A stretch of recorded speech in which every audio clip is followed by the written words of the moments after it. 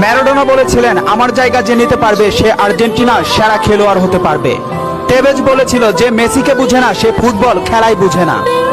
ব্রাজিলের পেলে বলেছিল, মেসিকে কখনোই খারাপ খেলতে দেখিনি, সে সবসময় একই ধারে খেলে আসছে। পেপ গার্দিওলা বলেছিলেন, মেসিকে নিয়ে কিছু লিখবেন না, না লিখে ওকে শুধু দেখে যান, কেননা কোনো কোচ বা সিস্টেম তাকে আটকাতে পারে না। রাইকেট বলেছিলেন, মেসির গোল এক একটা শিল্পকলা, আবার বলেছিলেন মেসি মানে ফুটবলের ইতিহাস। ব্রাজিলের রোনালদো বলেছিলেন, মেসিকে অনেক বেশি কম ফিট মনে হয়। ফিকো বলেছিলেন, মেসিকে দেখা মানে অর্গজমের পর অবিশ্বাস্য। জাভি বলেছিলেন, মেসি অন্যদের থেকে কতটা এগিয়ে এটা যারা বুঝে না তারা অন্ধ। ইনিয়েস্তা বলেছিলেন, মেসি যা পারে অন্যরা তা পারে না, বার্সেলোনা আর কখনোই আরেকটা মেসি পাবে না।